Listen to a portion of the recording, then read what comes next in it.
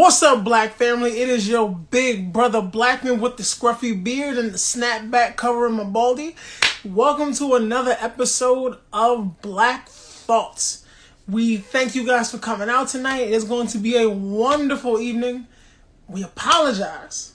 First and foremost for yesterday. We were supposed to do this last night at 7:30. So circumstances out of both myself and Chris's control, we couldn't make it happen last night. And my good brother Chris has already figured out, how to send the request. So we are live. Get my brother in here real quick. And just waiting for him to join. There's like a little anxiety part right there. Connect. And Hey, what's going on? Let's get brother. Welcome to the crib. Hey, what's up? How's your weekend? How's your weekend going? I'm exhausted. It's Yeah, me too. tiring shit out here. Do you know how to send this out to like your followers and stuff? Nah, honestly, I don't. There's a little arrowhead button there. Okay. Oh, So, okay, yeah, I see. Yeah, and then they'll just let you select who to send that out to. So just go ahead and send that out to as many people as you can. How's your weekend? My weekend's been pretty good, relaxing, working, the usual. Just came from the gym. I didn't get to go to that. I've been at work all day. I'm tight, so I'm probably gonna make up for it like tomorrow. But yeah, just life. Exactly. Trying to send this to, let's see, almost everybody. Let's see who we got here. All right. I think somebody waved and I think when it waves, it kind of stopped me from sending it out. That's fine. People will get it. All right, let me just try to send it again. I showed the EP. I'm sorry. Can you give me the other phone, please? Thank you. There we go. All right, let's see. I got more right here. This is technically, so for people like wondering, this is technically an episode of Brotherhood by Blak Thoughtz, which is what it was promoted as originally. And then I changed it to like regular Blak Thoughtz. So Brotherhood is just like for us men, and Black Women Wednesday is for the ladies. Oh, okay, I see. There we go. So I showed the EP. So she wasn't scheduled to be with us anyway that night because the day changed anyway. She has things to do, running this household like the queen that she is. So she got something else going today, right? At 8:30, you said? Yeah, another project was not a secret really, but another project that she's working on. Okay, yeah. Sounds good. I'm so ready for her to be Oprah and take over, so I can just be Stedman and I can just not do nothing. Like, hey, you can make it happen, man. Anything's possible. Play golf for the rest of my life. Golf. Yeah. All right. You know when black folks start getting money, they start doing white people stuff. I'm just saying. That's true. So that means you got to go vegan too. Yeah. I mean, vegan and like Scientology. Like, yeah. I'll pick one. I'll get there. But I thank you, my brother, for joining today. I thank you for telling your story. No problem. We've been promoting it for a week. I know you guys have been paying attention to the posts all week, saw the promos. This episode is our Blak Thoughtz on addiction. And yes, it's a plague to Black and Hispanic communities. Addiction is tied to many things like mental illness, depression, anxiety, which are already in themselves like plagues and pandemics within the Black and Hispanic communities, people of color, Latinx, what may have you. It is a struggle, which is many of us are struggles upon struggles in our communities. And you are, I would say you're a champion. I wouldn't say like you've defeated it. I don't believe addiction is something that you actually get to defeat. It's a constant fight. Yeah, it's like a roller coaster, up and down. Sometimes you can stay down. Sometimes you go up. You stay up for a while. Sometimes you get the urge. Sometimes, Yeah, most definitely. It's just a fight. Yeah. If you want to tell the people, tell people about yourself first and foremost, if you want to go ahead. For those people introducing yourself to the Blak family. All right. So my name is Chris, and right now I am training to be a wrestler, something I always wanted to do since I was a kid.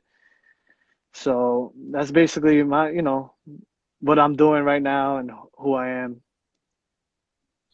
Yeah. Where you from? From Brooklyn, but I'm Puerto Rican, but I'm from Brooklyn. Yeah. You live here your whole life? Yeah, I always lived in Brooklyn.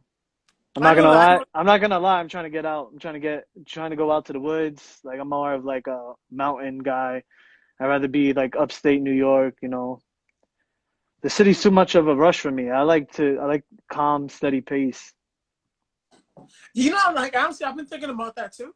Especially I'm 30 now, so maybe Yeah. I should get out of here and just go I mean, somewhere a lot of people quiet. say a lot of people say it's boring or whatever. That they're gonna miss New York, but I feel like if you move like upstate New York, you're still not that far from the city. So if you ever Yeah. want to go back, you could just go back and just hang out and do whatever you want to do. I just feel like I did already too much out here. Like, you know what I'm saying? The city's just, I don't know, it's too much of a rush. Everybody's always panicking, always in a rush. When I go upstate, everyone's like, "Hey, how you doing?" And you don't even know them. You never met them a day in my life, and they're asking me how I'm doing. Yeah. So I always feel like I've done everything there is to do here since I was a kid. A lot of Yeah. my friends still party and stuff, go to clubs and stuff, and I actually did that as a teenager. So I Yeah, should just be exactly. You do it when you're younger, and then when you get to that certain age where people actually do it, it's like you already did it. yeah. By the time I'm 21, I can legally drink. It's that's I've been doing this for 5 years now. So when did you I'm start grateful. drinking? I had my first drink at 13 or something like that. You see, that's crazy. A lot of people tell me that. A lot of people told me that they had their first drink at like 13 or like 10. It's like crazy numbers, and I'm like, what? I mean, when I first started drinking, I was 18. I'm a late bloomer for like everything, but 18 was my where I just smoked, drank. I did those two things at 18. Yeah, not yeah, that's 13. I was smoking before I was drinking. Oh So that shit. had to have been this is 2003. So I would have been shit, that's wild. It's crazy. So I would have been 2003, I would have turned 13 in the fall. So that's 12 going into 13. And then Wow, that's 13 into crazy. 14. Yeah. I remember it. So it was just so you saw 18, so that's 18. You had your first smoke and your first drink. Yeah, the 18 was just like, oh, let me just see what this is all about. Because I was just into wrestling. Like I was like a nerd, just into wrestling from like 13 to like 17. I was still playing with wrestling toys at 17. I was still playing with my little action figures. I'd actually lost my toys by then, but I was doing I was scrapbooking. So Mm, I would buy WWE magazine, what was it? PWI, and I would cut okay. out the pictures and stuff and paste it into my own notebook and do profiles for all the wrestlers and stuff. Oh, that's cool. That's cool. Ben said the corner bodega sold him a 6-pack when he was at 13. Yeah, I used to actually stand outside and wait for people to come out so they could buy me the drink. That's what I used to do because I You was know what's crazy? 18. I was thinking about it the other day.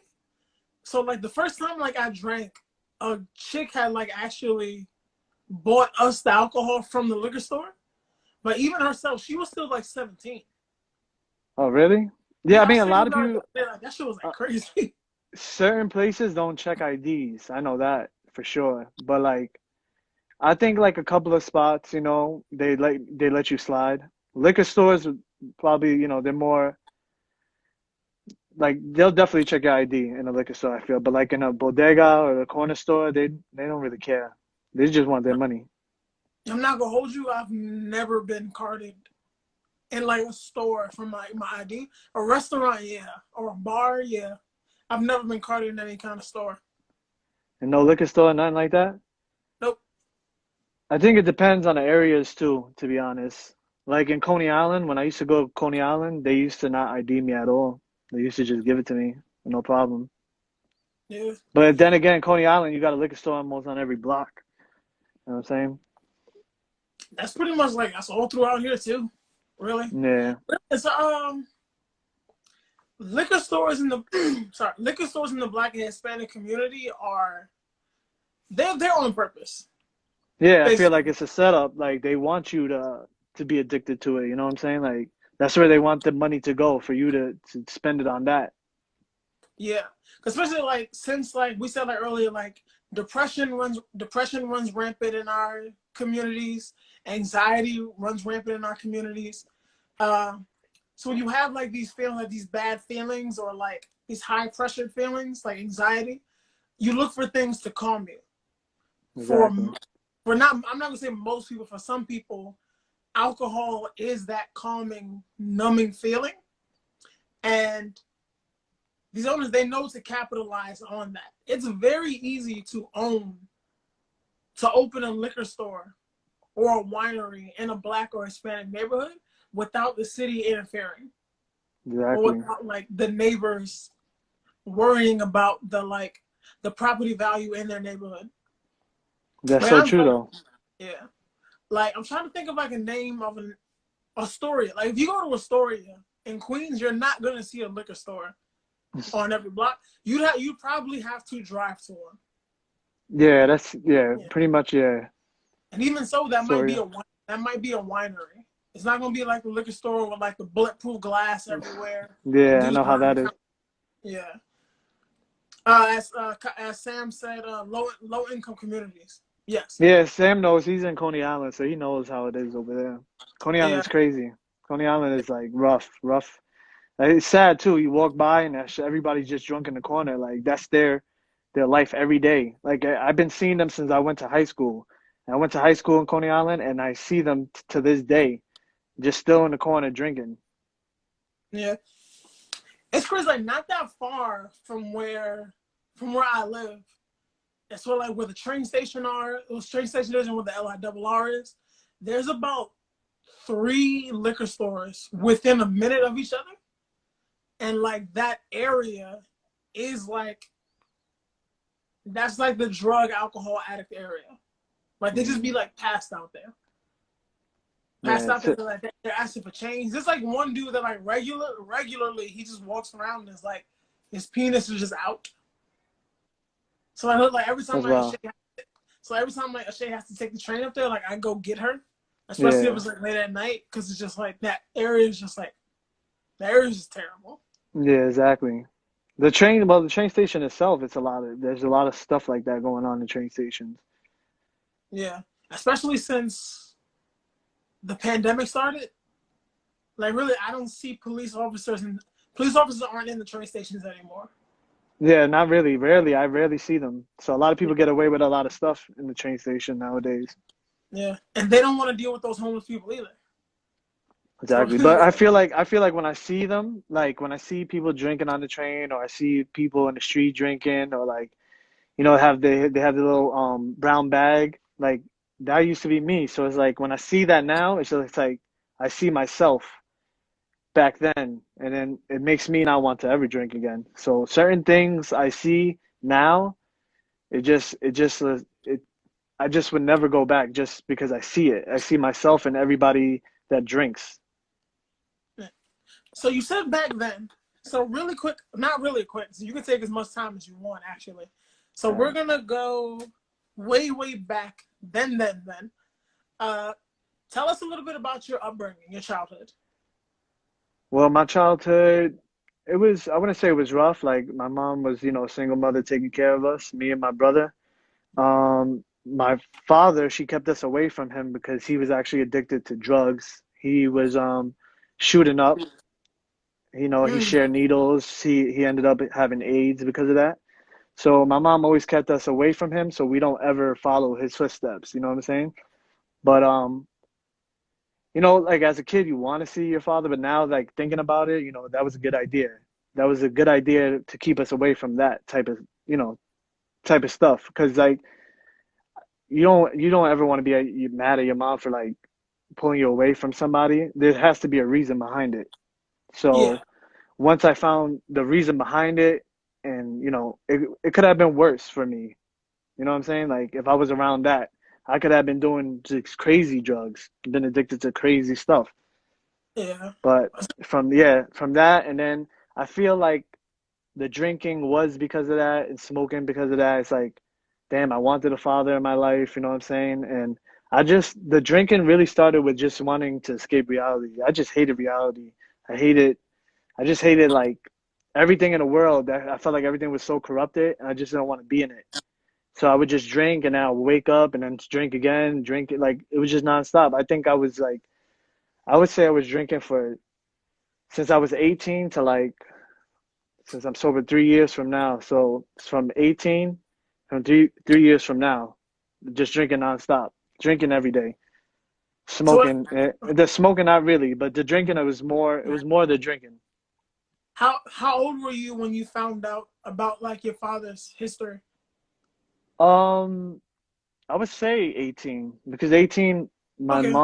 my mom found out that she was looking for him. So she said she found him, and I was kind of excited. And then like maybe an hour later, I see her crying, and then she's like, "Oh, he's actually dead. He died in prison." So I Mm, guess she found him like trying to call like different what do you call it, like prisons or whatever. And yeah. they said that he was there, but then they said, "Oh, but he's deceased or whatever." So then after finding that out, I was just like, honestly, that broke me down a little bit. So I feel like I was just drinking because of that. Did you actually know him like at all? Yeah, I seen him a couple of times. Like she let us see him a couple of times. We used to have little beepers back in the day, and he used to like beep us, and that's how we used to keep in contact with him. And then I lost my beeper, and then that's it. I lost contact with him. We didn't know where he was at after that. Okay. So I feel So like when and I you didn't lost my beeper, I lost him because I didn't know where he was at. and that so you didn't sing that whole time like you had the beeper and when you were in contact you just didn't know And I why didn't you know were no, around. I didn't know much because I was too young. I think I was like 8 or 9. I didn't really know Oh, much about that stuff. I just remember my mom saying like, "Oh, don't drink out of his cup" or like stuff like that. Like she was just always okay. keeping me alert of like, don't share, like don't if he tries to cut your hair with a razor, don't let him. And I didn't know why, but once you grow older, you understand. Yeah, you start to put things together Yeah, when you're exactly. older. So a little bit of like my own history, like as like I think I don't know if I've actually had this conversation on here before. Oh, I think I did in an episode about like black men and vulnerability that I had with Wilkins actually. Well, I said Okay. like we talked about this already. I'm adopted, and I've been with my adoptive mother since I was 2 weeks old. The reason I was adopted is because both of my parents were actually drug addicts, Okay. and so I wasn't outright like told this as a kid. I honestly don't even know if my family actually knew that for sure. But it was just because like my two older brothers were in my grandmother's care, and then Okay. my grandmother couldn't take another kid, so I had to go into foster care. And then I have another brother like a year or 2 years younger than me, that he also had to go in foster care. So even Mm. like as a kid, I something in me like just told me like they had to be drug addicts to where like they couldn't have had any of their kids. So like to Yeah. me that just like made like I put two and two together on my own. And then about 3 years ago, like they actually found me on like Facebook. My older brother did. And with him finding me is basically like we had the conversation and he basically just confirmed it for me. Like, yeah, they were drug addicts. Yeah. Uh my my mother's still living. I've met her. She's a lovely woman. My father actually died of cancer in 2000. So I Mm. missed him by like 17 years. And I honestly don't know if he ever got clean before he passed. So I would hope that he did. I know my mother did. Yeah. I mean, Or yeah, if your mother did, hopefully he did too. You know what I'm yeah, saying? But what kind of cancer he had, you said? I believe it was prostate cancer. Oh, okay. Yeah. Actually, I have a sister on like his side from like my father and like another woman. And Hmm. actually, I just haven't met her yet. I Are you believe. willing to? You want to meet her? Would you like to meet Yes, her? I do. Yeah, I do. Okay. I feel like immediate family. That's like the last one that like I haven't met. Mm. Cause like all my brothers, all my living brothers and my little sister, I've met them. I met all of Oh. them. It's just that sister. Mm. But so do you feel like obviously you're looking back, you feel like it was best that your mother kept you away from your father? Yeah, I mean, like now, like let's say now, like I feel like I could have helped him. You know what I'm saying? Like I could have helped Mm, him. I felt like if he was alive now, I feel like I would be able to help him. okay. But yeah, You also feel like it would have been a possibility that you could have ended off worse? worse, I could have been probably locked up or something, or been addicted to crazy amount of drugs. Who knows? I could have been doing what he did. I could have been doing it with him. Who knows? Yeah. As you said, you're the one that actually sent me the August Alsina clips that I posted like earlier this week, and he Yeah. spoke about his stepfather was a drug addict, Hmm. and like he was like the kind of like the sloppy, passed out, stealing from his mother kind of drug addict, Yeah. and him just like taking in that behavior, it was like obviously like he felt like it had an influence on him at the end of the day, but since he wasn't doing any of that, like stealing, passing out, being sloppy, he just didn't realize that like he also had an addiction because that's what he saw addiction as. Yeah, You I know? don't even know, I don't even I think I only knew that I was addicted, like truly addicted, is once I stopped. Because once you stop, Hmm. like Okay. you get these withdrawals and they're crazy. They're crazy. Yeah. So there was what was that getting to? Because I look back at like I've met my family, like my birth family, like I said before. I honestly feel like it was like immediate, like talking to like my brother. Cause I met my brother, and then like it took like another year for me to meet my mom and like my sister, cause like, I just wasn't like ready to like meet my mom yet. But like Oh, after okay. just talking to my brother, I spent like a whole day with my brother, and like I realized that like being adopted, I was in. That's probably the best thing that could have happened to me. And I'm not like shitting on like my birth family or like anything. Yeah, Like that's being adopted is probably like because I ended up in like I have my own problems. I really do. exactly. That I I do mean, feel everybody does. Everybody does have their own problems. yeah. So, And even like with the ones that I do feel are like genetic, biological, like coming from like that bloodline, still like I'm not perfect. I could have ended up a lot worse. Like if I exactly, had yeah. been like in that with that family, like in that environment, there's a good chance that like I would probably be in prison like right now. And I risked prison enough on my own. So here. Yeah. So yeah.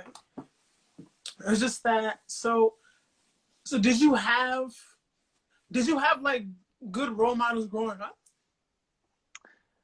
Honestly, probably just my mom, just seeing how she took care of us, and she was just like superwoman, you know, like she just took care of two kids, and now she, she has another kid, a daughter, and my sister, and so she raised three kids basically on her own. So to me, it was like, oh, she's like superwoman. She could take care of all of us. Yeah. So she was like basically my role model just growing up, just her. Even though like, I felt like I wish I had the father role model, to get me into like sports and all this stuff. But I'm proud that I'm here, I'm living, because I feel like I could have died so many times. There was like, I feel like I cheat death. I don't even know how many times I cheated death. I felt like every time I woke up, it's like, oh, I cheated death. I could do this again. Mm, damn. Do you think that like kind of you? Do you think like you were kind of pushing your limits doing that, or like did it like encourage you to subconsciously? Well, there would be times where it's like, how much can I drink? Or like, you know, I drank until like, I, The sound. I want to, it's good? Yeah, you back. We're good?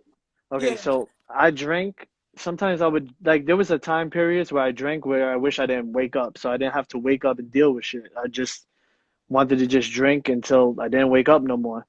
And then when I wake up, I'd be like, damn, I'm up again. Like, let me do this again. Let me drink again, and let's see what Mm. happens here. I literally woke up in parks. I woke up in the hospital. Don't know how I got there. I strapped up in the hospital. Um, I woke up in the snow. I was buried in snow, and then my mom came picked me up. I don't even know how she knew I was there, just buried in the snow. Um, I remember running in a field trying to get. I ran into a yellow taxi, and I needed the money for the taxi. Like, there's just like little clips in my life where I remember certain things, but I don't remember it fully. But I just know like it replays in my head as like clips. So is it back? Sorry, I apologize. So go back to you at 18. Oh, I'll give you one sec.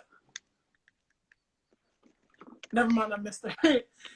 So let's go back to you at 18, your first drink.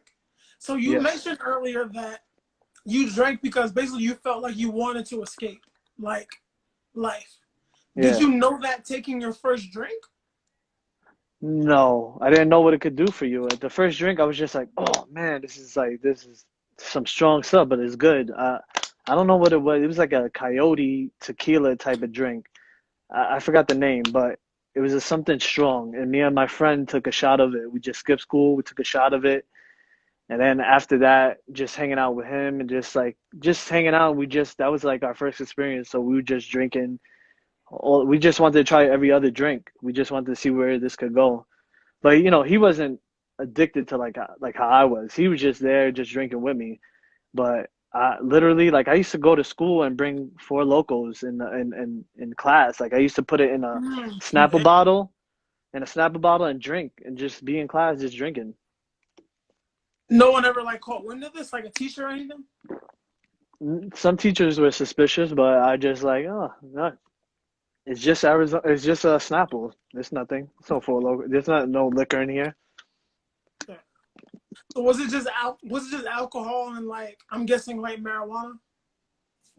Yeah, but the smoking wasn't like I don't know. I don't feel like I was too addicted to the smoking, but it's the alcohol was always the problem.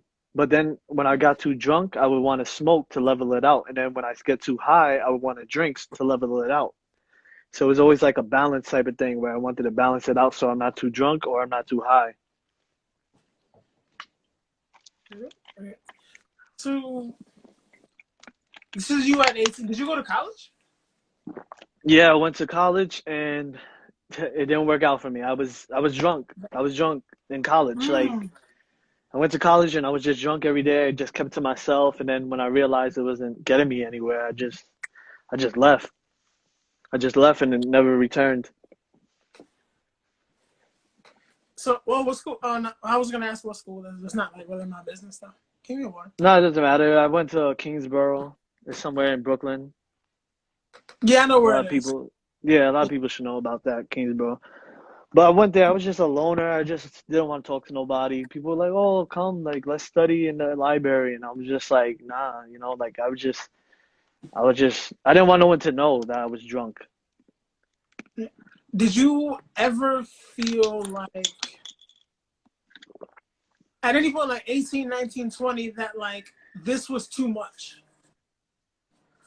I didn't have time to think. I was drinking. I didn't think about nothing. I didn't have a thought. I was living life like I was like a rock star. I thought I was living my best life, going out, Mm.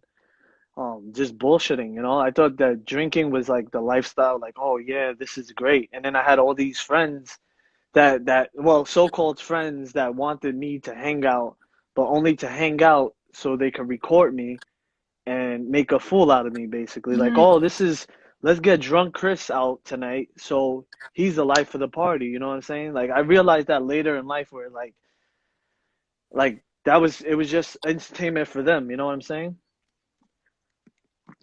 So you mentioned earlier that you was trying to escape. If you don't mind speaking on it, what do you feel like you were escaping from? I was just everything that I seen like on TV, media. It was just like the world just sounded so corrupted. I used to watch the news a lot, and just the news used to be like Shit. it used Yeah. to. Yeah, I don't watch the news at all now, but like the news just is just like the crazy stuff that you hear every single day, and then the shit that you just see every day. It's just like I just wanted to escape. I felt like the drinking, I was safe. Like it was like a safe place. I didn't have to think about nothing. I didn't have to deal with anything. Like it was just, I was in my own world. I just liked being in my own world. So you used it to basically to disassociate. Yes. Okay. I didn't want to, like, I felt like when I drank, I could communicate with people and like, I was like, people liked me, you know, like I was liked. Oh, okay. That's it. So you Like felt you everybody wanted me around when I was everybody drinking. Like yeah. I was the life of the party. This guy Chris is coming out tonight. Like let's hang out. Like that's what I thought. I thought I had these people in my life where they genuinely just wanted me there, but they really didn't. They wanted Drunk Chris there. That used to be a nickname too, Drunk Chris. So there are about I think there are 6 or 8 different models of addiction. So one of them is social. Let me see. I'm just gonna look it up here, so I don't want to like get anything wrong. So I was gonna Okay. make sure I get all of this right.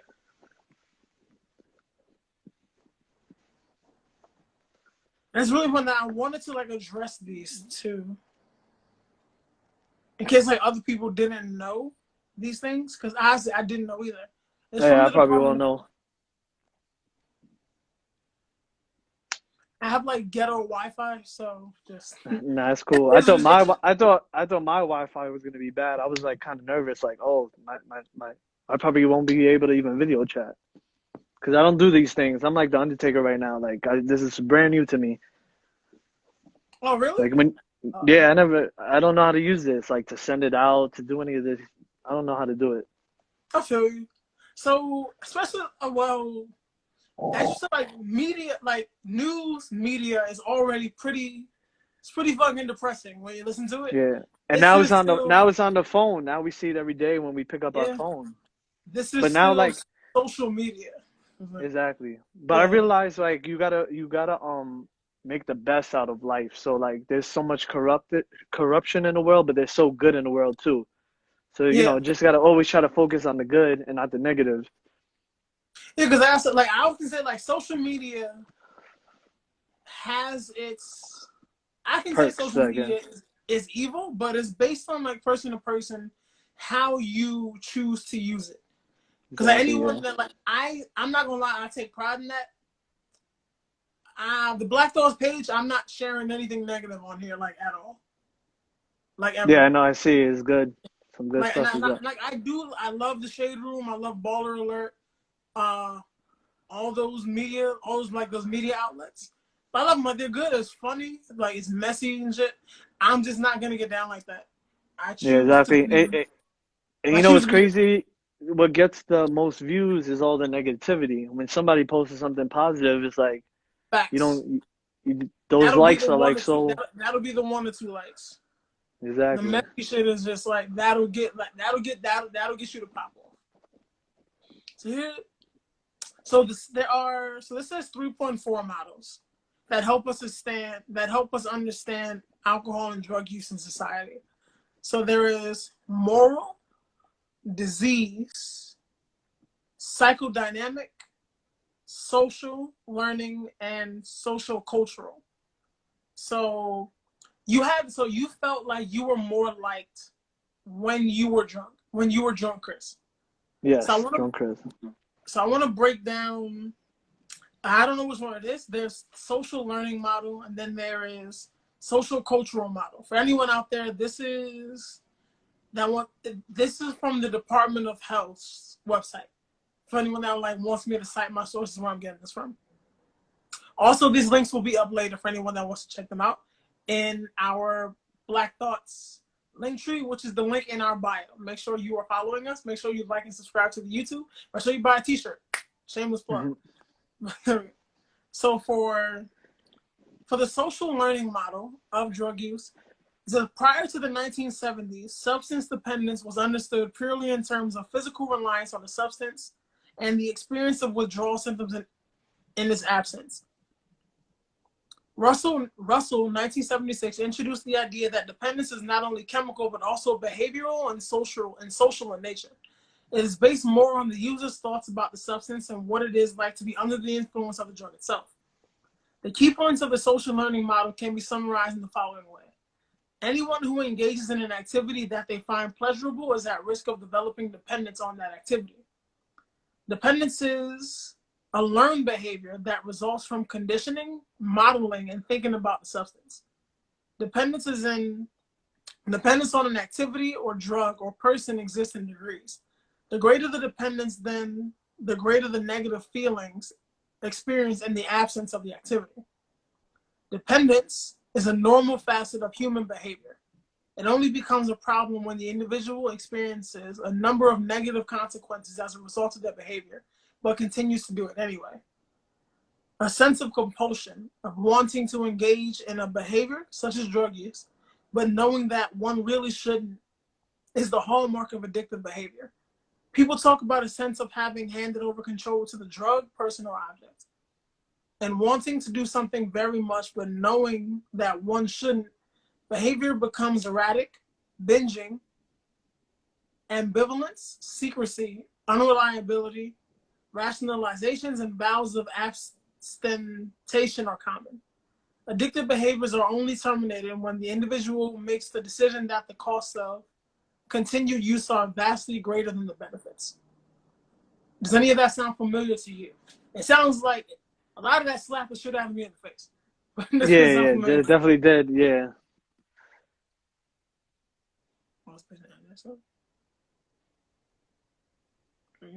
Where is this? So socio-cultural is the one that like I was getting at before. So it is because socio-cultural, this model links substance abuse to the conditions of the wider society. The solution to drug problems revolves around changing the social environment rather than treating individuals. This involves developing ways to address poverty, poor housing, and discrimination. That's what we spoke about like earlier, why there are liquor stores in lower income areas. And then also the people around you. Like there is like drug use and alcohol use runs rampant in Black and Hispanic communities in this country, especially in bigger cities like the ones like we live in, like we're in New York. And in Exactly. Chicago, where you see Chicago is literally a war zone. Most parts of Atlanta. And so the people around you like are also using the same drugs and alcohol that you use. And even if they don't see a problem in their own behavior, they still will enjoy that behavior in someone else, which is the environment that you were placed in when you were out with like quote unquote friends that liked fun Chris. So do you believe you were being used as fun Chris, or do you believe like the people around you just genuinely thought you were fun? Well, with some people, yeah, it's like both ways. I feel like there's certain people that genuinely just wanted to hang out with me, and there's some of them that just wanted to just hang out with drunk Chris just because he's a good time and he likes to do dumb shit. Do you still hang out? Do you still hang out with like any of these people? I'm gonna guess the bulk of them you've cut off. Yeah, there's like certain people where I wouldn't hang out with them or go anywhere with them, but there's a lot of people that made sure I got home safe when I was drinking, made sure that, okay, you can stay in my house, don't go anywhere, called me a cab, took me to the train station. Those people I will always remember, you know what I'm saying? Because Yeah. for like my brother, for example, he went out to party. He's not addicted to anything, but he went out, he drank one night, so-called friends, and they kicked him out because he was acting too much for them. And then he goes to the train station. He's waiting for the train. He's so drunk, and it's like 3 in the morning. He falls into the tracks and gets, hit by the train. So, like that situation, you would think that would make me stop drinking, but that just made me drink more. I apologize. No, You that's all right. so It's cool. you lost your brother for clear like other people that are like listening. Yeah, So so I like lost my brother. I'm sorry for your loss. That trauma. That's way too much like one person or even a family to bear in itself. Especially Yeah, like it's when a crazy. person like that, you're already fighting demons, and I'm guessing you and your brother were close. Yeah, we was close, and like I just didn't know, like the whole. I didn't know he was going to the party. I wish I was there. Like if I was there, maybe something would be different. But you know, it happened. But I feel like it was supposed to be an eye opener for me, but it wasn't. Like at the moment, it wasn't. Because you How just want to numb yourself more. how old are you? When that happened, well, this was 6 years ago. I'm about to be 30. No, actually, it was 5 years ago. I'm about to be 30 in April. So five. So I was around there, yeah, 25. He was 28. He was 28. I was 25. Okay. Again, like, I'm sorry. Yeah, So but I look at it now. It's like, he's probably, he's proud of me now. Like he's he's looking at me like, oh, you're doing things you want to do. You stop drinking. You know what I'm saying? So I feel like I'm making him proud by doing all this. that's it. Uh, after his passing, how did that affect you? I know, like you said, like it should have been an eye opener, but it wasn't. How did that trauma? How did that trauma affect you? Nah, I was just sticking to my same ways, just drinking and smoking, just trying to escape that now. Like now that was a new escape where I had to escape this. And then like maybe I think like maybe like 2 or 3 years later, like my grandpa died, and then that's like another male role model, you would say. He passed, and then I think I was high at the funeral or drunk. I had to be. I was high, I think. So I didn't have to like deal with it. I didn't want to see, people crying, and like it was just so rough. Would you say you were a functioning alcoholic? Yeah, because honestly, I went to work. I went to work drunk. I did things drunk, like drinking. I did things. Well, I wouldn't say drunk because when you're drunk, you can't really function. But like, I would drink at work or drink before work. I would wake up, drink, and then go to work. Even go on my breaks. Even go on my breaks and drink. Yeah. I think like socially, that's people like a lot of people like they can't tell like when the people close to them are like struggling with alcoholism or drug addiction because there are functioning addicts and functioning alcoholics. Where it's just like, as we mentioned with August Alsina earlier, where his stepfather was like passed out, sloppy, Yeah, saliva on his face, stealing from his wife. These are like things that these are like obvious signs of addiction and obvious signs of struggle. There's yeah, plenty of people that like you said, like they wake up, drink, go to work drunk, get through their whole 8 hours and just absolutely fine. yeah. There's like just But like there would be like I don't know. It's like, but then after work, then I'll just go home and drink 4 40 ounces to go to sleep. So it's like it was just a lot. And then when I drank the 40 ounces and then go back to the store to get more 40 ounces, I would just be out roaming the streets, like just walking around in the streets. Like who knows what could have happened just being so intoxicated. You know what I mean? yeah. But It's a miracle that you're good. That yeah, you're still exactly. And you would think like even one day I got out of work. I was working in the go-karts in Coney Island. I went on my after work, I clocked out. I went on the boardwalk, and I bought a drink, and all I did was walk a little bit from the bar on the boardwalk. Then the cops stopped me. Then they found out I had like stupid warrants from like when you're a kid, you hop in a train, open container, certain things, like all these tickets that added up that I didn't think that would add up because I didn't know anything about that. I'm too busy drinking and stuff. Like I don't think about my tickets. I have all these tickets that I never pay for, and then also I get locked also up, and like then I apologize. Like while we're here, yeah, like while we're on that subject, I think it's ridiculous that children get tickets at all.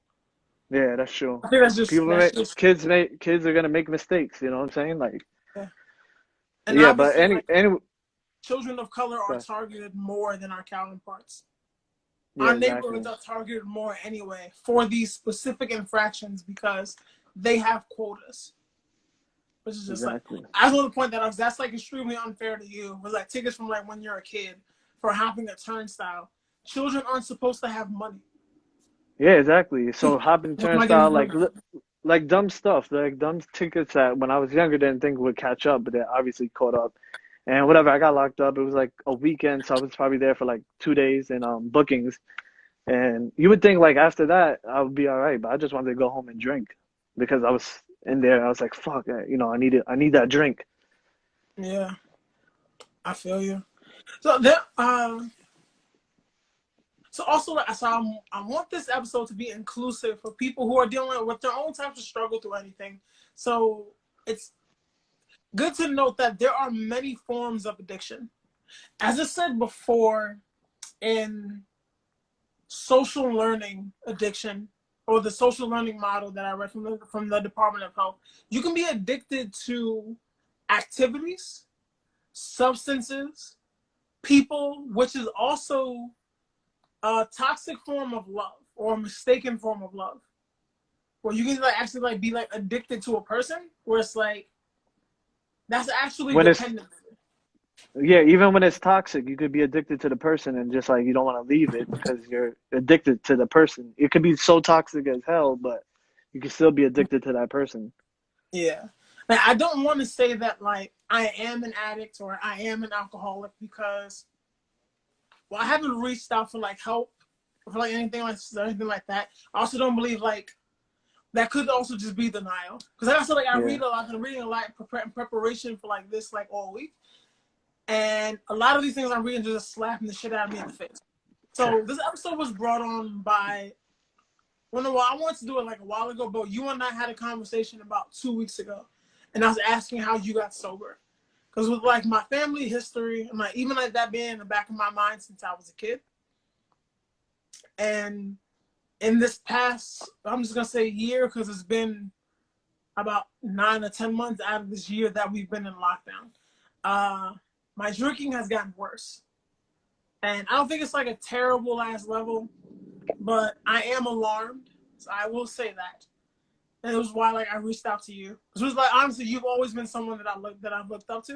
I think I've always known you were vegan since I've met you, and Yeah, I that in became yeah, yeah. yeah. So that in itself is like that's already admirable enough, because I know that takes discipline, A lot. and then like learning that you've been sober for 3 years, and like hearing like even just like a little bit of your story, very inspiring. Thank you. And then like I even go back to a kid where we've been posting different types of addiction or different forms of addiction for like the past couple of days. We've posted on the BlakThoughtz page. We Yeah, I posted seen it. the addiction to pornography, sex addiction, and addiction to food or eating. I can't remember which one it was. These are all from like the Department of Health, and even on the website it says like these things are not official quote unquote addictions, because they haven't been like deemed so by like mental health institutes. But it is recognized that there are studies that have shown that these things are actual addictions.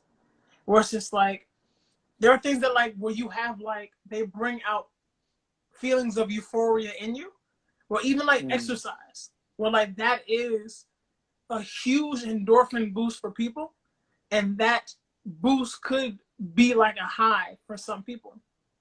Yeah, it could Even be. I was thinking that too. I was thinking like people could be addicted to working out. Like I feel like I was working out nonstop and I needed that break because you're gonna end up hurting yourself, injuring yourself. You could, you know what I'm saying? People, I was doing it like 7 days a week working out. Now I learned yeah, to like slow down a little bit because you need your body, you need, you know what I'm saying? You need to be healthy. That's not healthy to work out every single day. do you feel you were doing it just to stay busy?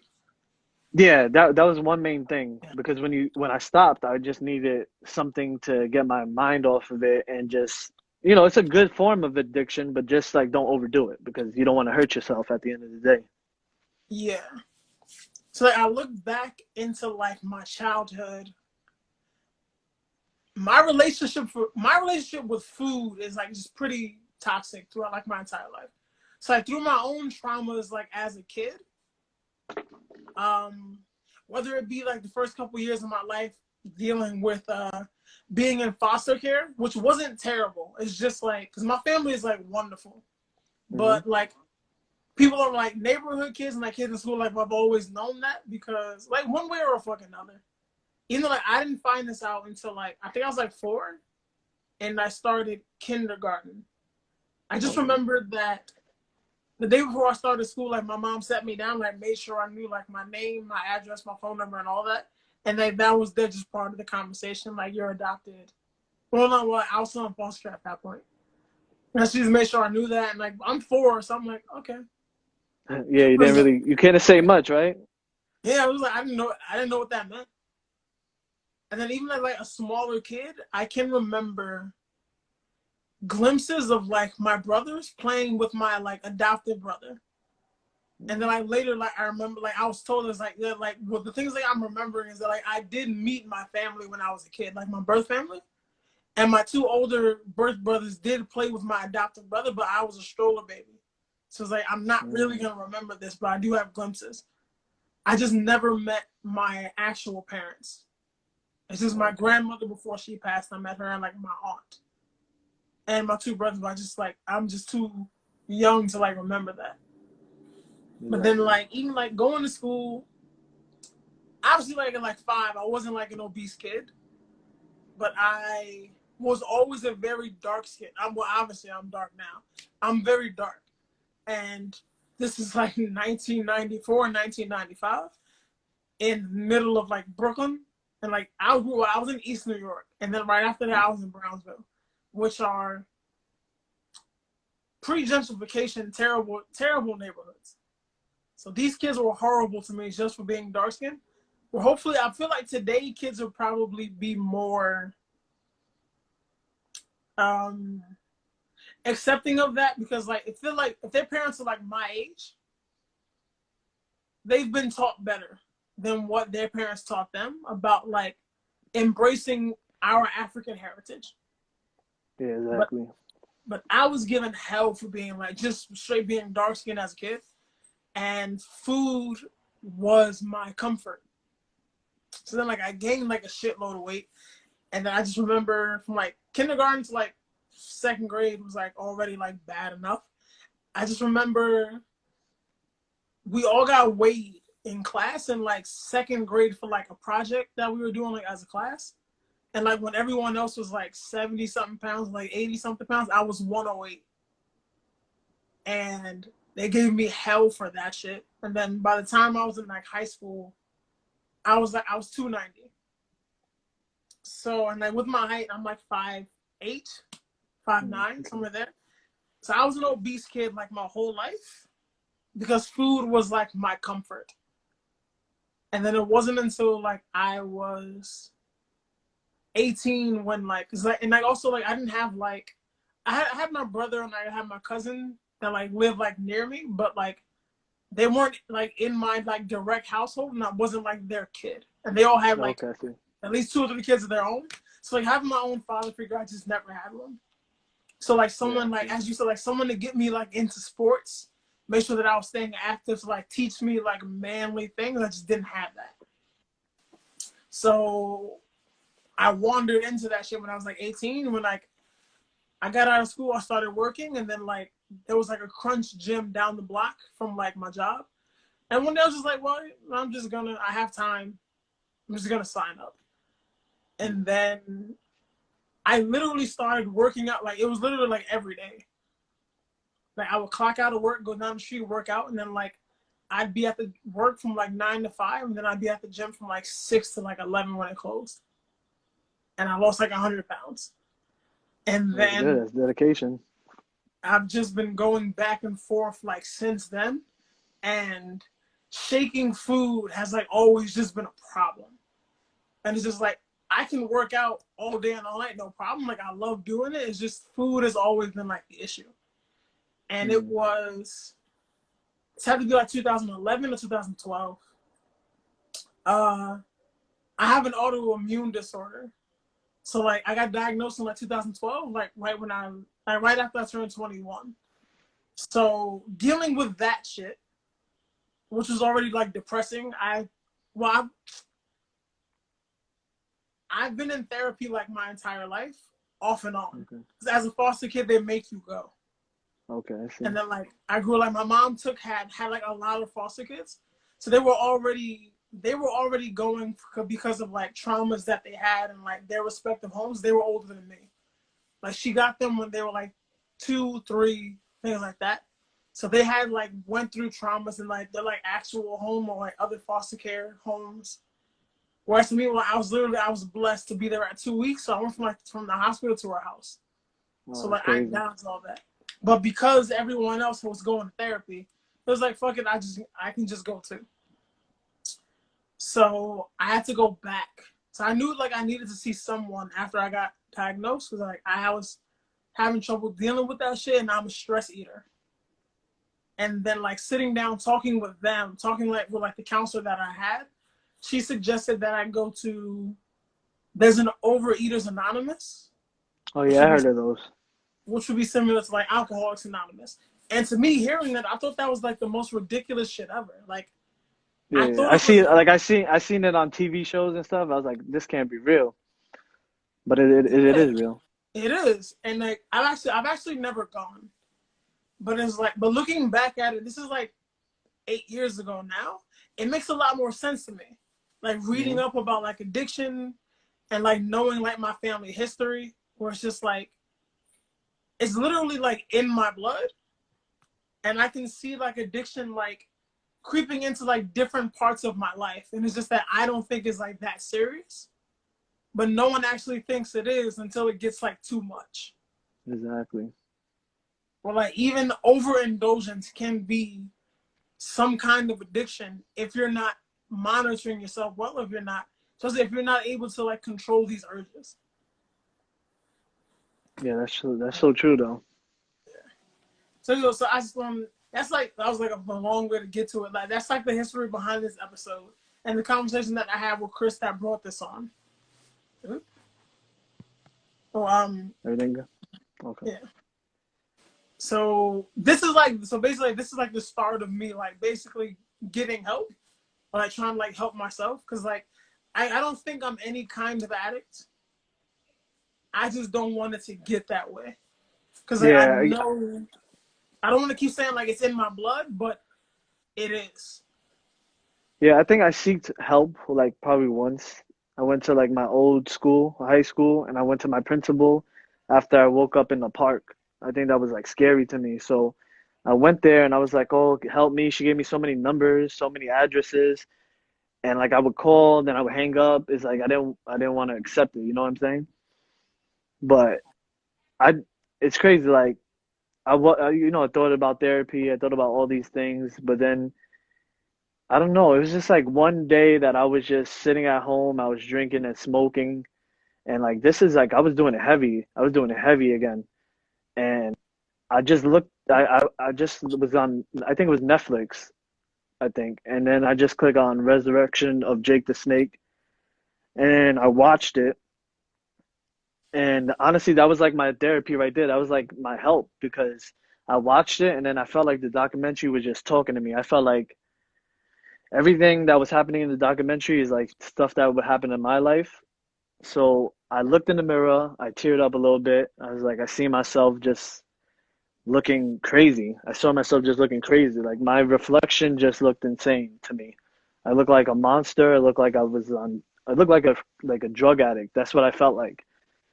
And it's just weed, it's just weed and alcohol. But I felt like it was just sucking the life out of me. So after I seen it the first time, I watched it a second time, and then the second time I watched it, it really hit me. So then I just threw out whatever weed I had left, and then whatever alcohol I had left, I just flushed it down the toilet. And from there, it was just like crazy, just withdrawal. So I went cold turkey. A lot of people tell me don't go cold turkey because it's dangerous, but I went cold turkey. I had crazy cold sweats. I had crazy nightmares that were built up because once you smoke and drink, you don't have dreams like that. You probably do, but you just don't remember them. So these dreams came heavy. These dreams are like death, teeth falling out. I was having these like crazy dreams where like I felt like I was paralyzed. One of those type of dreams where trying to get up, you screaming, and you can't get up. I was having those for like 2 months. So then that's when I knew, like, damn, I had a problem. So I just started. Hold on. So I just I was started. worried that was happening. I was worried that would happen to me. Nah, it's happened to me because I'm charging it, so it was an angle. But yeah, so I just after that I knew the reason behind this all was because I didn't love myself. I felt like I never loved myself. So I was like, you know what? Let me try something different because I used to be in relationships and they were all toxic because I used to drink with them, I used to smoke with them. And I'm like, let me try something new. Let me hang out with myself. Like that's the only way I'm gonna know who I am, right? Like if I hang out with myself. So I was on this crazy journey of just hanging out with myself. I went to the movies by myself. I went out to eat by myself. I just did everything by myself. I went hiking by myself. And then like once I hit it like a year of just doing that, I was like, okay, I love myself now. You start finding out who you are and what you want to do. And I felt like the resurrection of Jake the Snake helped me like figure out what I wanted to do. I was like, I wanted to wrestle since I was a kid. You know what I'm saying? Like people dress up as doctors, as police officers when they're a kid. I always wanted to be a wrestler. So I was like, why not just do it? I started going to indie shows and I just started watching a whole bunch of indie shows. And that was like a high for me just being there, seeing this, because I never went to an indie show. I did this all while I was sober and I did it alone. I went to these indie shows alone. And then I went to a hog show and I was just like, oh my God, like I love this. Like I need to do it. Like then they put an open house thing and I was like, nah, I gotta do it. This is either now or never. You know, you're not getting any younger, so why don't you go for it? So I waited a whole year before I actually started the hog. Like it was like a year clean where I was like, okay, I could do this now because I feel like a year being sober and you're not getting that urge to do any of those things, like you could actually you feel like you overcame it. So I'm looking down like for people who are like watching this because I was trying to find the resurrection of Jake the Snake for anyone that wants to watch it. I didn't find it on Netflix, unfortunately. No, it's not. It's not on Netflix. Yeah, I think it's on an app called Toby. Toby, I think Tubi. Tubi. Tubi. Yeah, Tubi. Tubi. It's on Tubi, which says for free. For Yeah. anyone that wants to check it out, like I don't know, it might be free with like a subscription, but check that out. Yeah. Tubi. They just have ads on it. That's about it. But it's free. Like you could just Okay, watch it.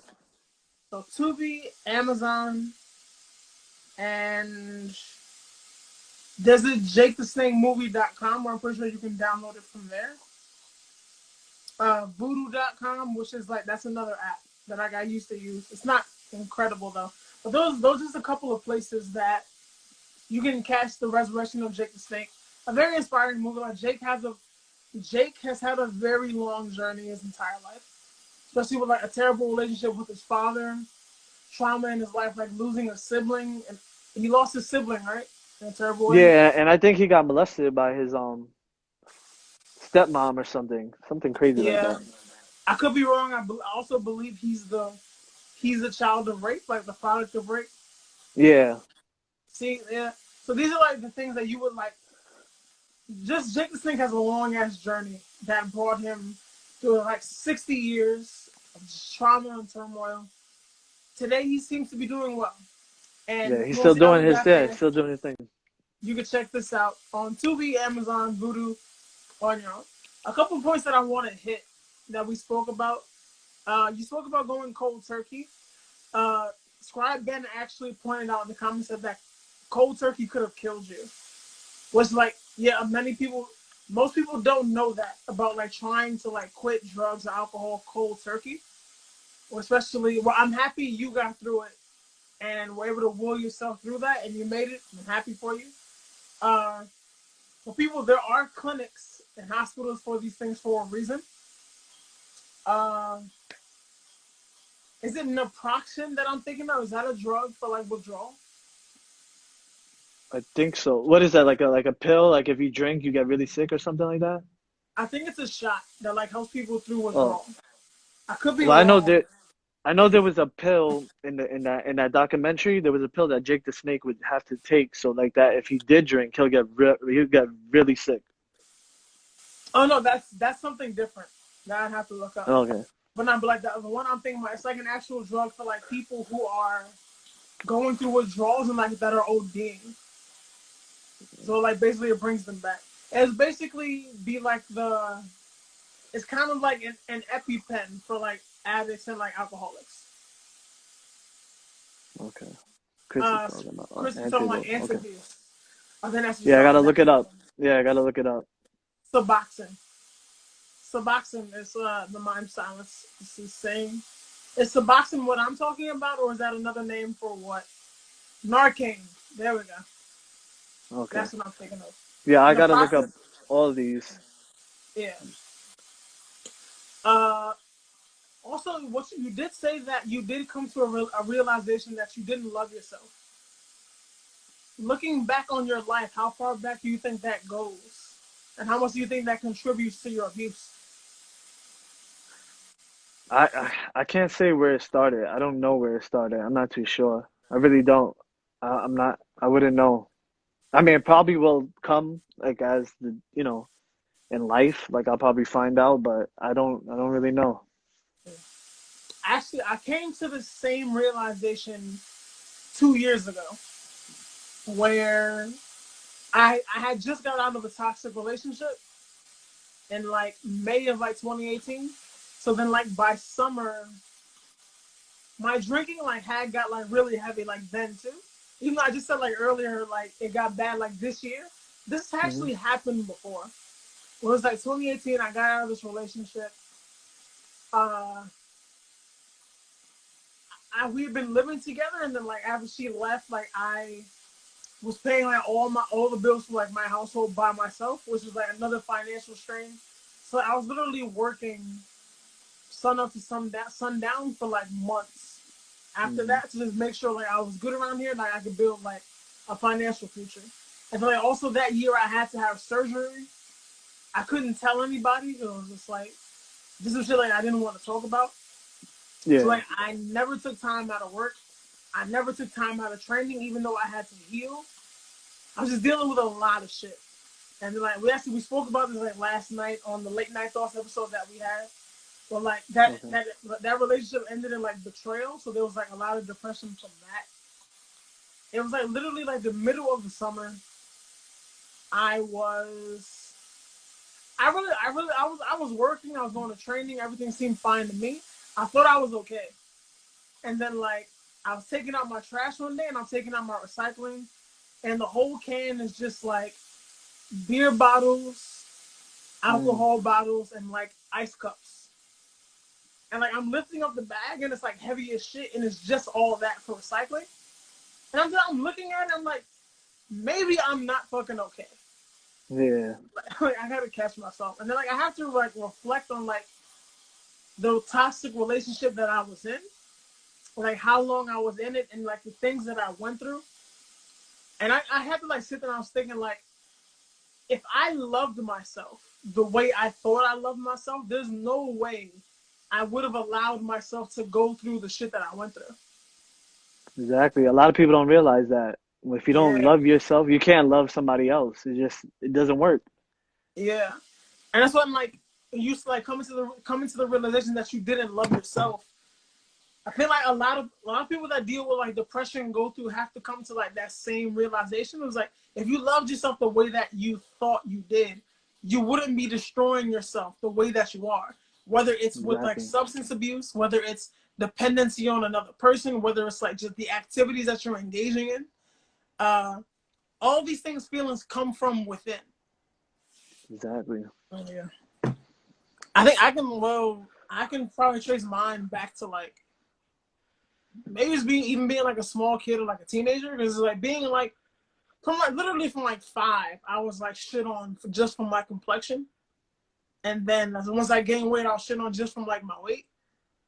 uh I always had friends, like good ass friends too, but like just being like universally you especially as a kid you would want to be like universally accepted because that's what like we all want.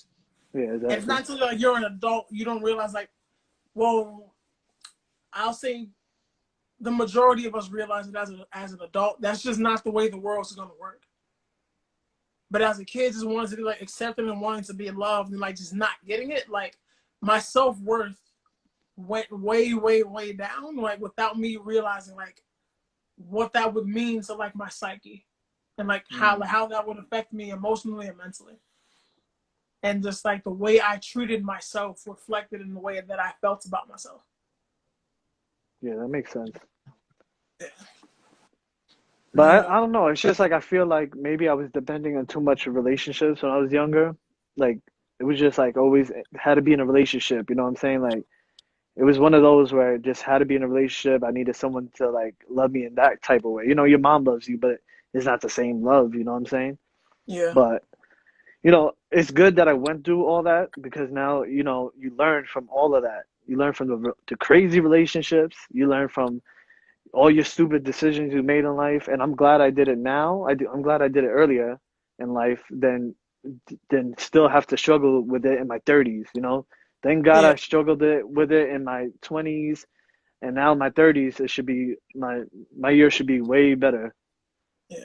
And that's like a lot of I feel like it might just be like our generation where we've all come to like the realization like early that 30 is actually still very young. I mean, I feel For young.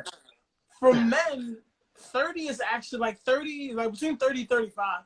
That's actually like the prime of a man's life, like kind of not peak. I'm not gonna say peak physical fitness, but like this is like a sweet spot for men. Well, Hmm. like this is literally like just be the beginning of your life, where it's like even like you graduate college at like most people. I'm not gonna say most people. I'm not because I'm not even sure that number, but usually people graduate college by like 21, 22. You Hmm. still need years to soak in that knowledge. Your 20s is like where you're supposed to date. Where it's supposed to like that's the beginning of your career, like professional careers. For you to just get started. A lot of people also find like new beginnings in careers at 30. So like the age, like I'm 30 now. You'll be there in a couple months. This is actually just like the very beginning, and like I'm at that point too, where it's just like I'm 30, where it's like it seems like well, I've been living since the minute I was born. Like it seems like a forever to get here. I have like at least another 30 ahead of me. So like Exactly. every day you wake up is the start of a new day, and like you can make a better life for yourself going forward. So like even at Exactly. 30, you have like a hell of a ride ahead of you as long as you're doing the right things with your mind, your body, and your soul. Exactly. And Who's what? I feel like every day you learn something new about yourself. Like I feel that. Like I believe that. Every day you learn something new about yourself. So what was your what was the moment that like we spoke about the Jake the Snake documentary? I was gonna ask what was the thing that like woke you up? Yeah, that Like, that that woke me up. But I want to I want to put something out there because a lot of people think that this is not an addiction. Like people smoke a lot, you know what I'm saying? And I didn't think it was an marijuana addiction. specifically, right? Yeah, it's marijuana. So I'm not gonna lie, a couple of months ago, like during quarantine or whatever, I started smoking CBD. So I'm thinking like, oh, CBD, like, it's not doesn't have THC. I'm not gonna get high. And I was smoking it because, my body was in pain from just working out. So I'm like, all right, this is doing this justice. And then everybody kept telling me like, yo, that's gonna lead to like you smoking weed. And I didn't believe it. And then I smoked, I think I smoked my first like blunt like in a long time. And I was super, super high. And then I just wanted to keep doing it. So literally it's been what, like around 30, like what's today's date? The 4th or the 5th? Today's the fifth. The 5th. So I've been, I haven't smoked in 35 days because I started realizing that I was getting addicted. I was smoking at work. I was smoking on my break. I was smoking everywhere. Like I was literally wanted to just keep smoking. And then I was like, damn, I'm going backwards. Like, you're not drinking, don't like that's what I was thinking at first. Like, oh, it's becoming legal. Like it's okay to smoke. It's a medicine. But for some people it is, but like if you're an addict to like if you're an addict and you was addicted to it, then you shouldn't go back to it. That's how I feel like. Actually, I never went back to it, but it's good that I did because I learned from it.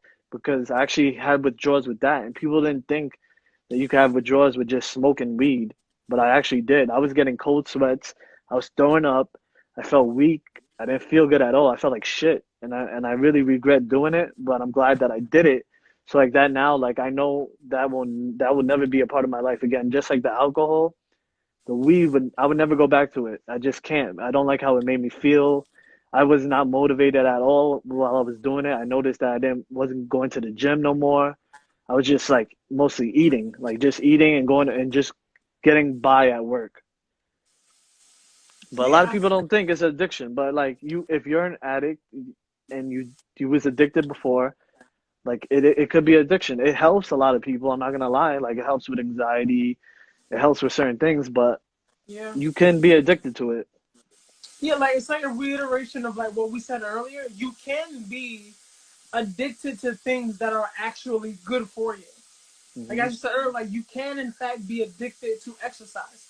You can in fact be addicted to eating, even if it's like a bunch of like healthy food that you're eating. Overindulgence is unhealthy and it can be toxic. So you have to Exactly. always monitor like the people like who you're with, what you're doing, what you're taking in, whether it be like physically, mentally, and the reason why you are doing it. If you feel that you need to do it, where it's not just like I gotta do it, like if your body is like having cravings for it, you may actually have a problem. Exactly. Where it's like I don't think like it hasn't been backed up completely by like mental health institutions, but like people also do suffer from sex addiction, Hmm. where it's just like the craving for like uh, physical human interaction, the craving for that like release. I'm not gonna say climax is probably a better word for people to like get what I'm Yeah, saying yeah. without saying the c word. Like, and sex is good. Sex is where babies come from. But if you need that, like literally need that to just get through the day, that Yeah, if it's disrupting your day, it's a problem. exactly. Like I hear people like, young people at work, oh yeah, I just did it with this girl and that girl and this girl. I'm like, damn, bro, like slow down.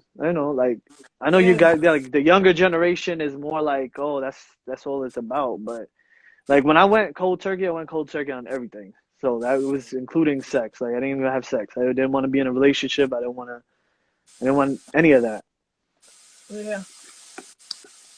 I felt I was kind of forced into it, like more so actually, because there was a point where in 2018 where I said like I got out of my relationship and then like working, having to overwork myself and like being lonely here and depressed is like the first time I was out of a relationship for like 6 years. Mm. And I've been with someone for 6 years, toxic or not. And then like having to like take out that big ass recycling bottle of like just a bunch of alcohol bottles and like beer bottles and shit. Um, I had surgery in October of 2018, and then since I was like taking antibiotics, I had to stop drinking because you can't take like antibiotics and Oh drink at the yeah, same yeah. time because it'll make you sick. So I had to stop drinking. I didn't want to have sex with anyone because like I was still healing and it took months to heal. Even though through this like I still went to the gym when I could, and then I didn't want to make any excuses to not train, so I still went to training. I just bandaged the shit out of myself, and like I'm black is like I just will always wear black anyway, so like no one even knew this shit until like I had surgery in October. I didn't heal until February, Yeah. and then like was there one day I just told Red, and I think I told Charlie. That I was working with like Charlie at the time, like, I just told him like, but I was like damn near healed already, and like I just had to go through this whole thing alone, and like through those months of like being alone, that's when I reflected really like I didn't love myself as much as I thought I did. I had to stop drinking. I stopped talking to women because it was like, hey, I'm not gonna have sex with you anyway. It was like Yeah, yeah, exactly. I feel like I had to like abstain from like everything. even like around this time, it's like when I met Ashay. But like even then, it was like, cause like I thought like she knows. Like from like the moment like I saw her, like that's not a joke. But the moment I saw her, I knew I wanted her. I never actually spoke to her though until somewhere in the middle of like 2019, because even then, like I knew like I'm not like physically, mentally, I'm not in good shape right now, and I'm not gonna. I wouldn't want my bad habits that I know about to fuck up a good thing that I know like I want it to be a good thing. So And it it's could like actually having that. reflect on that. It could reflect on that person too. Like, Yeah. So it was just like I had to like take like just I knew like I had to get like my shit straight before I would even like approach like any woman. And it was like it wasn't from like that's like a 6 month period where like I wasn't drinking, I wasn't talking to like any woman. Like I just abstained. Like socially, I wasn't doing shit. Like I was literally just. Also, I went to the movies by myself a lot. Actually, I saw what was the shit? It was crazy too. It was a movie. If Beale Street Could Talk, I think that's the name of it. never heard of it. It's a really shitty ass black movie. No, it's a good movie. Like it's a good movie. The premise was like really shitty. Where it's Yeah. like a young black man that's like he's engaged and like his girlfriend's pregnant, and he gets put in jail for a rape that he didn't commit. Mm. So like I wanted to see it, and like in passing, like I was speaking to like Shay about it, and she also wanted to see it. And then like in the back of my head, I was like, no, I'm like, yeah, this will be like a really cool date. I went Yeah. to see that shit by myself. I didn't ask nobody. I went by my fucking self. I was like, yeah, like I need to be like in my like I need to be like alone right now. Yeah. Honestly, I'm not gonna lie. Movies by yourself is pretty good sometimes. Cause sometimes you got somebody in your ear like, oh, this and that. Like, if it's a really good movie, I would probably want to watch it alone, just because I want to focus on it. You know what I'm saying? I feel like going to the movie sometimes with somebody is just like there's someone in your ear, and you're not really focusing on the movie. But Yeah, when there's a really good movie out, I definitely like going alone. I realize that about myself. yeah. I usually see Star Wars movies. I usually see by myself. Think you froze a little bit. Oh, my shit didn't froze. Yep. You good? For Star Wars. Yeah, you back. You good now? All right. Yeah, like Star Wars Oh, I shit. I wanted see to by bring something myself. up real quick. Yeah,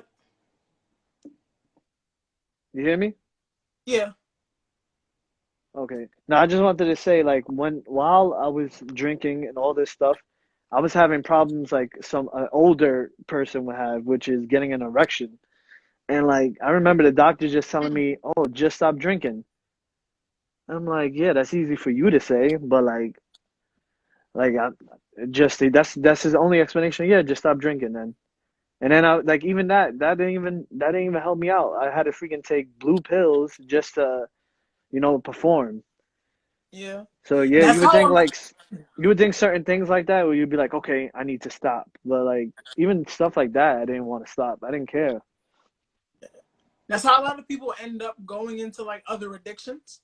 Cause like Hmm. you'll make yourself so sick in one that you have to take a drug to get Exactly. better, and then you get addicted to that drug.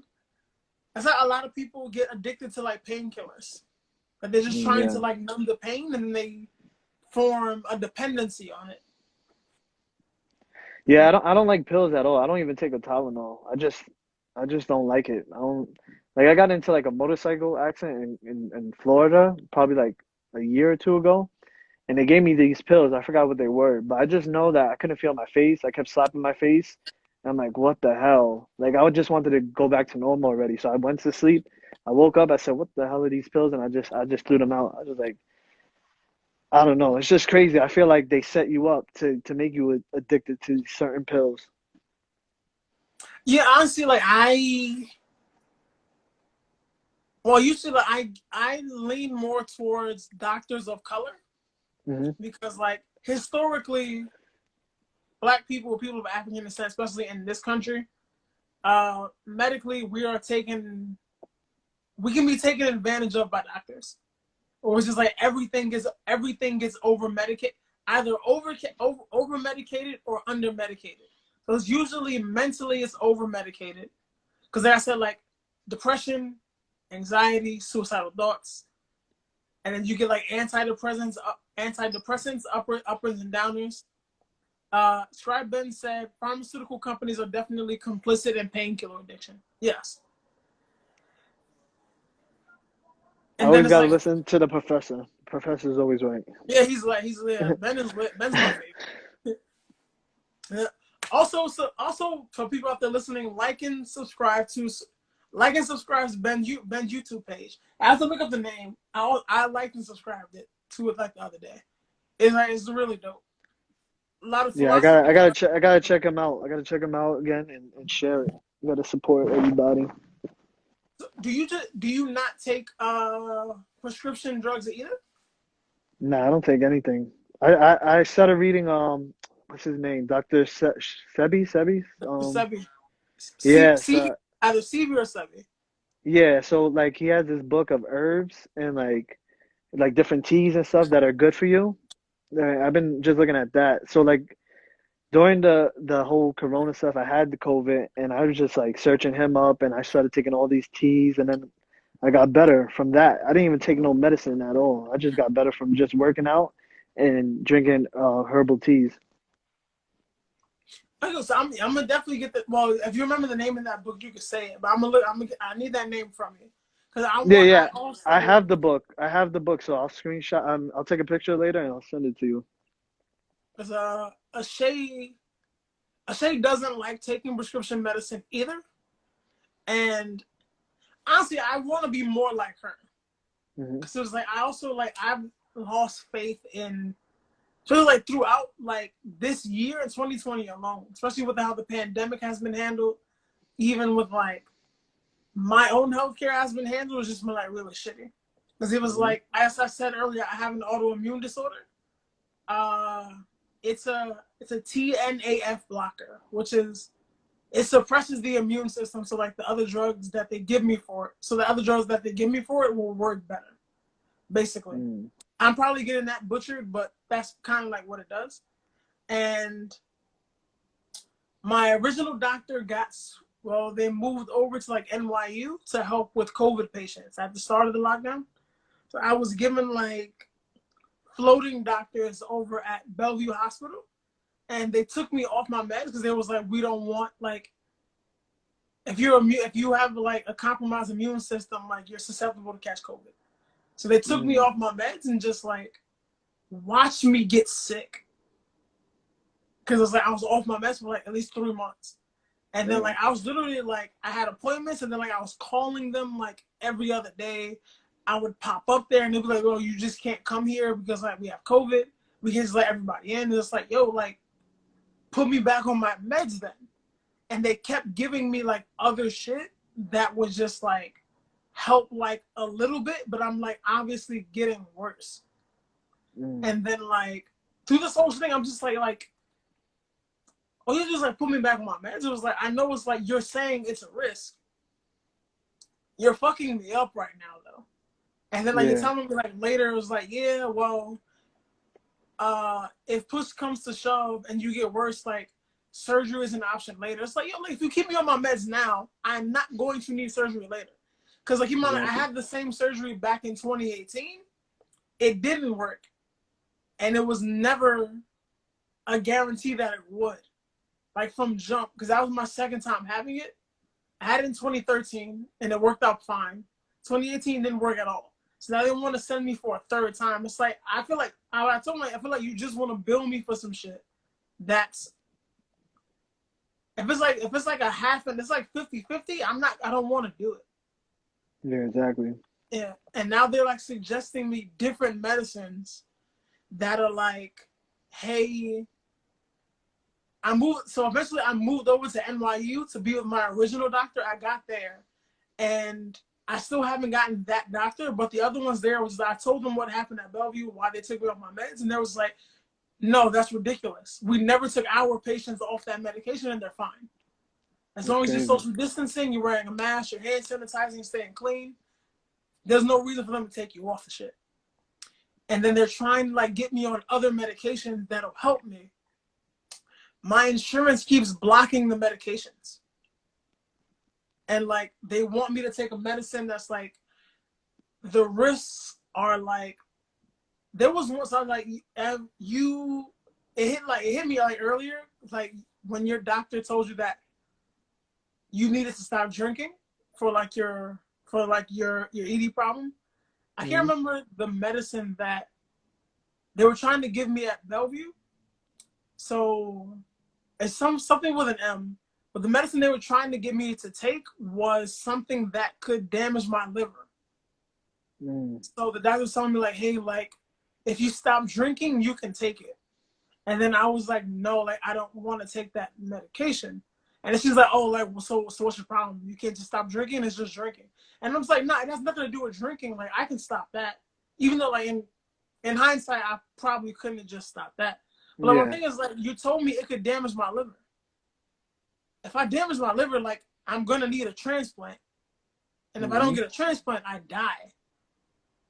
Because like you kid me, like you want to give me a medication that could possibly make me sicker, that I could possibly die from, and I'm gonna need more surgery. I'm gonna need more medicine later. And it's just like I don't want to end up like medically like a hamster on a wheel, and I'm just going around, going around until I die trying to get Yeah, better. exactly. When And they're it's like, crazy because there's so many side effects to all these things that they give you. And even in commercials, you'll hear them like talk about some type of pill or whatever, and then the side effects they go through it so quick. Like they'll just go running by and they're talking so yeah, fast, and you don't even realize what the hell they're talking about. yeah. So yeah, I'm leaning towards like herbs. Definitely, This is yeah, just herbs. That's it. Like yeah. I mean, I didn't yeah, know what that elderberry and was then until this year. I think that and like food you eat could really help you out too. Yeah.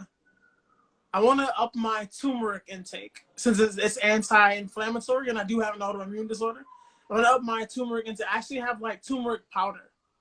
Yeah, So like I even I above use like that's how I make my eggs. Like I make eggs out of tofu, and then I put the turmeric and adobo, and then it's eggs for me. That's my egg.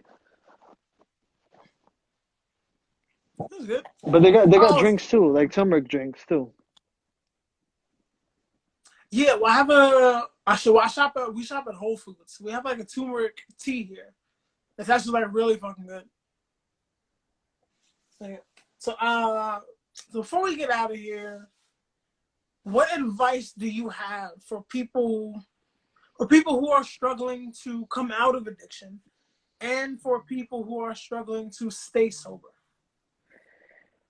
I feel like just talk to somebody, like get that advice. Even if you're not gonna listen to it at first, just keep getting advice from people. Talk to somebody. Don't be ashamed that you got an addiction. Like a lot of people are ashamed.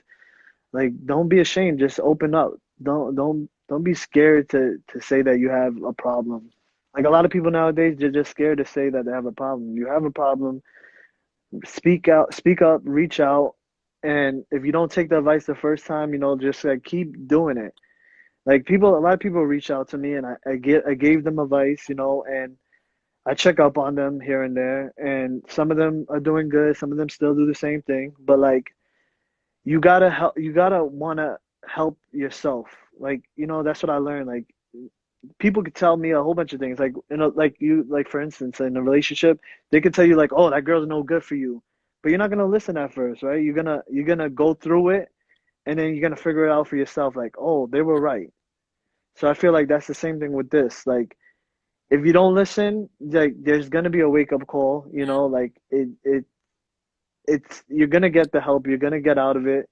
And to like stay sober, I would say just try to find something else that gives you that high, or that feeling, but in a positive way. Like for me, I love to go hiking. I like to work out, you know, train at Hog. stuff like that. You could find certain things like cooking, anything like that. Like when I cook, I feel like that's like a high for me just to cook and taste what I made, like taste my art that I made. Like I feel like to stay sober, you need to do certain things like that. Go for a jog, go for a run, like do get your mind off of the negativity for a little bit and just try to stay positive. It's so hard to stay positive in a negative world, but you always got to find the positive things in life to get out of the negative.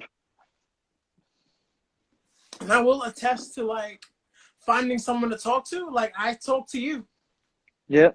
Like literally, I Yeah, came when to you you. spoke to me, I was like a little surprised. I'm like, okay, like let's talk about it. And I always like looked at your podcast and looked at like what you do on here. I'm like, you know what? I would love to be on this and I would love to just tell my story. I don't care if there's one viewer, there's two viewers, there's three viewers. Like, I don't care about that. Like, if I could reach out and help one person, I'll be cool with that. You know what I'm saying? Like, if I could say this story and it helps one person, I'll be happy. Yeah, even like from like the post of like your before and after pictures from like I think you like Monday or Tuesday you sent that to me. Well, you posted it Yeah. and I reposted it. A couple people hit me up just to like tell me like their story. Yeah, that's And it's good. Like like I'm that happy. that's what I like. I like when people like when I say my story, they'll tell me their story. And that Yeah, that means that I'm affecting them in some type of way, you know what I'm saying? yeah. I think stories of like stories of turmoil and trauma need to be told so that other people can know that is not the end of it. There is a way out if you choose a way out and make the right decisions. Exactly. Like no matter what, if it's like overcoming addiction, overcoming domestic violence, overcoming poverty, people need to hear stories of like trauma and triumph, just so they Hmm. know that like, hey, I can do this shit too. Exactly. And I just like hope if anyone's going through something, just hit me up. I don't care. Like I'm down to just talk to you and like hit you up, DM you. Like I have somebody that I always check up on him, and I've got to check up on him again. But like we don't stay consistent. But like I want to check up on him because I feel like he was in a dark hole. He used to hit me up, and he's older, way older than me. And I used to drink with him, and we used to always go on our breaks, drink and do crazy shit, just wild out together. He's way older than me. I should be looking up to him, and he looks up to me, which is, it's just good, but it shouldn't be that way. I should be looking up to him. But I'm gonna check on him. Like, matter of fact, I'll probably just I'll check on him like right when we get off. Like, I'll give him a call just to be like, hey, how are you doing? Yeah, no, there's people younger than me that I look up to. Yeah, It's like as long as like you're doing your thing, like you never know who you're inspiring.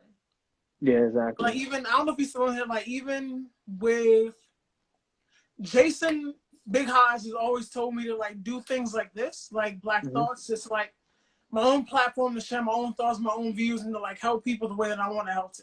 And that's like my big brother. He's older than me. I've always had, not always had Wilkins for that, but like over the last year and a half, Wilkins is like a legit big brother to me. I love that guy. And then even Andre starting Renown, like watching him do that, I was like, he's young. I don't even know how old Andre is. I think him and Ashay are like the same age because Ashay's a couple Yeah, years younger than me. Even Ashay herself, for like her eating habits, her religion, her discipline is just like amazing to me. And like Andre with like his resiliency, like his hustle was amazing to me. And they're younger than me. I can say like I look up to both of them. And I'm older. Like inspiration can come from any direction. You just have to like whatever direction is coming from, you just got to go in that direction and find yeah, out what's going exactly. to work for you too. And I'm proud of Andre too. Like I was there when he didn't have this, and now he has it. Like it's crazy. Yeah.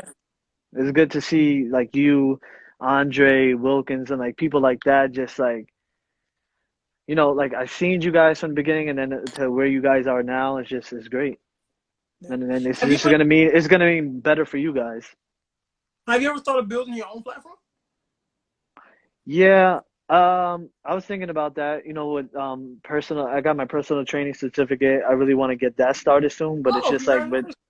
yeah, with the whole, it happened. I got the certificate once COVID happened. So like once that happened, it was hard for me to get things started. Like I had a whole thing planned out where I wanted to work out at Prospect Park, and I made it. I put it on the website. I had people sign up for it. I had to return the money, but I'm gonna get back to it. I gotta like me get back. When I'm back into like my fitness routine, then I want to get back and help other people too. I have people reach out to me. I have this guy that's like almost 400 pounds, and he hits me up like, please, like, help me out working out, and like I want to help him, but he's like hitting me up like, oh, should I get the surgery or should I work out? Should I do it naturally or get surgery? And like I told him like honestly, like it has to be what you want because I don't want to give you the wrong advice. So like it's like if you want to work out, I'm here to work out with you. If you do surgery, I'm here to support that too. After your surgery and you get healed up, we can still work out. Yeah. Even with the surgery, he's gonna still have to lose weight too.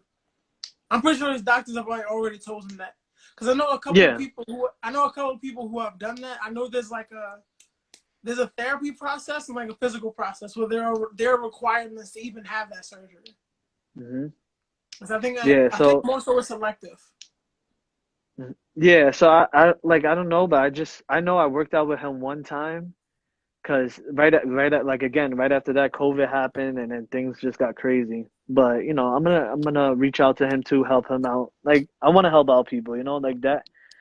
Helping out people, it feels good. It feels good to help somebody, and they look towards you to help them out. Yeah. And that's what I feel like these platforms should be for. Social media, like Instagram, Twitter, Facebook, podcasts that pop up, vlogs and shit. I I know when I look for it, I just look for like positive shit, even if it's just funny Hmm. stuff. Like I just look Yeah, for positivity, and I love people that use their platforms to do this thing. I'm gonna send exactly. you. I'll tag you in like this young lady named Arissa Richards. If she's watching this, shout out to you. She's lost like 125 pounds this year, and that's like you froze again. I know you can probably hear me though. I know like she did the surgery, I believe, like somewhere at the end of last year or this year, but she's just like really dope. I know you're gonna come back. This has happened before. You froze if you can hear me.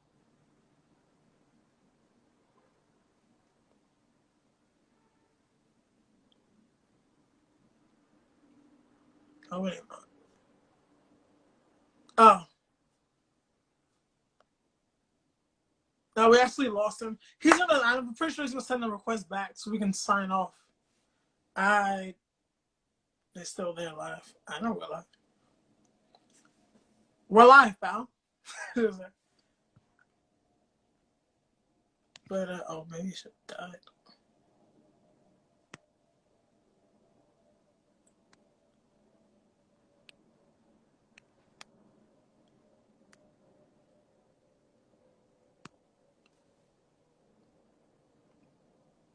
We're chilling here, folks. Though, make sure you follow FitVegan718 on Instagram. That's our good brother Chris, our guest today, who's been telling this story with us this whole time. I just want to sign off real quick. His phone may have died though. This is what happens when you're on the ghetto gram though.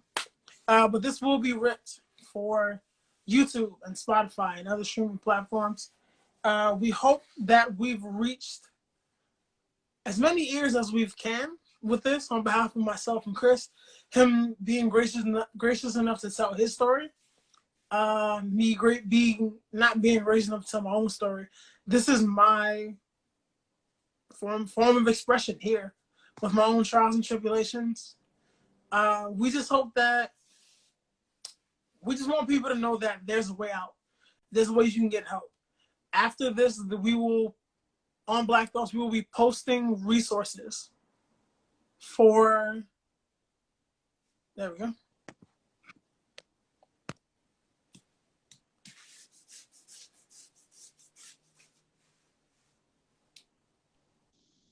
There you go. I'm back. Yeah. There you go. I was saying that after this we'll be posting resources for people to like get help for like alcoholism, drug abuse, overindulgence, whatever resources that we can. Okay. So I was saying I was giving the sign off. I just hope that we were able to reach as many people as we can with this, and even if we're able to like affect one life, with this recording, with this podcast, I'm happy with it. Yep. Because that one life can help another life. Exactly. Yeah. Do you have any signing off words? Like, not last words, but like. No, that pretty much I said it all. But just like I said, if anybody's going through something, just hit me up through my DM. Got you. And also, the BlakThoughtz DMs are also open. We're obviously, Ashay and I are both in a relationship. Our DMs are not open for that.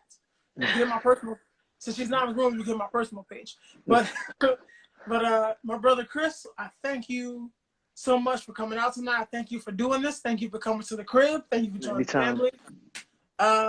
Thank each and every one of you for coming out. Thank you for listening. Make sure that you like and subscribe to the BlakThoughtz YouTube. Make sure that you're following us on Spotify when it's up. Hopefully it'll be up by the time this shit is out. Leave a comment, repost, follow us on Twitter, join the Facebook group, and that's all. Thank you for coming out. Have a good night. Have a good night. You too, bro.